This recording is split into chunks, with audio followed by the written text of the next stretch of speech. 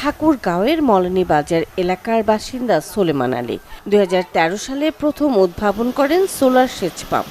তার মালিকাধীন 28টি সোলার পাম্পের মধ্যে 6টি নিজেই পরিচালনা করেন আর বাকি 22টি ভাড়া দেন।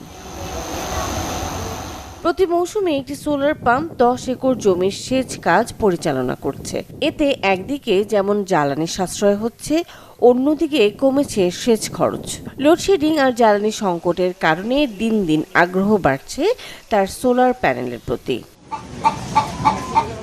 শুধু সেচ পাম্পই নয়, মুরগির খামার, মাছের ঘের সহ বসত বাড়ি, TV, fridge, AC, light, fan সবকিছুই চালাচ্ছেন সোলারে উৎপাদিত বিদ্যুতের সাহায্যে। 15 সাল থেকে এখন 2026 সাল পর্যন্ত আমি সোলার সেচ পাম্প আমি তৈরি করছি 28টা। তো এই 28টা সোলার সেচ পাম্প আমি আমার যে আশপাশে যে 4টা কান্দর আছে, এই 4টা কান্দরে আমি ভাড়া দিচ্ছি। 4300 ডিম পাড়া মুরগির খামার আছে, ওয়েল্ডিং মেশিন আছে, ড্রিল মেশিন আছে, রাইস কুকার আছে, মিউজিক চুলা আছে, 3টা ফ্রিজ আছে, আমার একটা এসি আছে, আমার বাসায় যা কিছু আছে আমি বিদ্যুৎ ছাড়া চলি। সম্পূর্ণ ফ্যান এবং লাইট আমরা সোলার দিয়ে আমরা চালাচ্ছি। বাংলা কিউআর, যেখানে নগদ পেমেন্ট সেখানে। সারা দেশে 10 লাখেরও বেশি মার্চেন্টে নগদে পেমেন্ট করুন খুব সহজে, বিনা ইলেকট্রিসিটি ছাড়াই। এবং তার সাথে পাশাপাশি আমাদের যে খামার, যে হ্যাচিং আছে, যে আমরা ইলেকট্রিসিটি বাদ দিয়েই আমাদের যতগুলো প্রকল্প আছে, এই যে আপনার খামার, মুরগি খামার বলেন, হ্যাচিং বলেন, সবাই আমাদের চলে সোলার দিয়ে। এই সোলার বিদ্যুৎ দিয়ে আমাদের বাংলাদেশের প্রচণ্ড উপকার হবে এবং এই সোলার বিদ্যুৎ দিয়ে বিদ্যুৎটা অনেক সাশ্রয় হবে।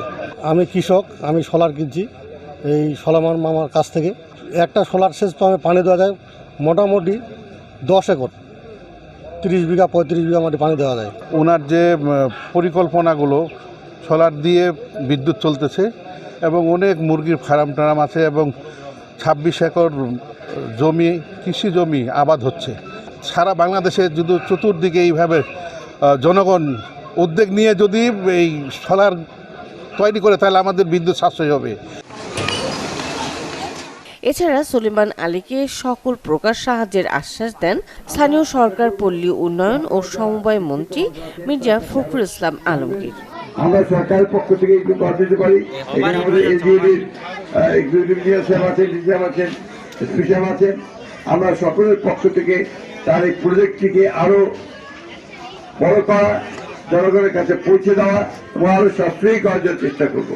আমি সব বেশি চেষ্টা করবো যেটা হচ্ছে যে আমি তাকে একটা জাতীয় পুরস্কার দিতে চাই। এসব সোলার পাম্প থেকে বছরে অন্তত 8 লাখ টাকা আয় করেন এই উদ্যোক্তা। Desk report, channel 24।